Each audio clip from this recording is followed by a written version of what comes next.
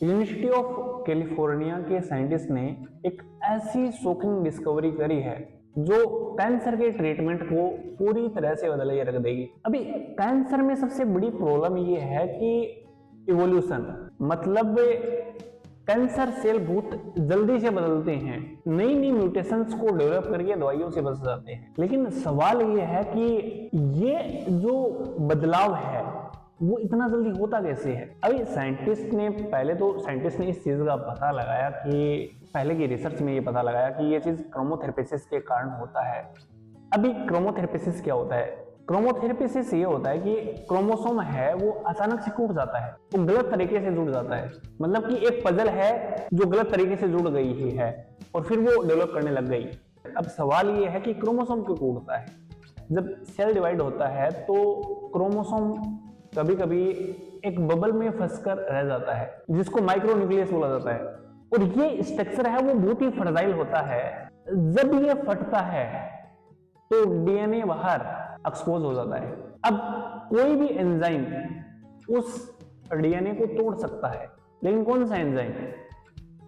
यहीं पर ये रिसर्च काम आती है। जब अभी यूनिवर्सिटी ऑफ कैलिफोर्निया के साइंटिस्ट ने रिसर्च करी तो उसमें बताया गया कि जो एक एंजाइम N4BP2 इस पूरे प्रोसेस का कल्प्रिट है, यही इसका कारण है इस पूरी प्रोसेस का। मतलब ये एंजाइम है वो माइक्रोन्यूक्लियस के अंदर जाता है, उसके बाद में डीएनए को तोड़ देता है और डीएनए गलत तरीके से जुड़ जाता है और फिर कैंसर डेवलप होता है, कोई भी ट्यूमर डेवलप होता है। अब जब साइंटिस्ट ने N4BP2 को लेकर के एक्सपेरिमेंट करा तो उसमें पता चला कि N4BP2 को जब डीएनए से हटाया जाता है, उस सेल से हटाया जाता है, तो डीएनए डैमेज होना कम हो जाता है।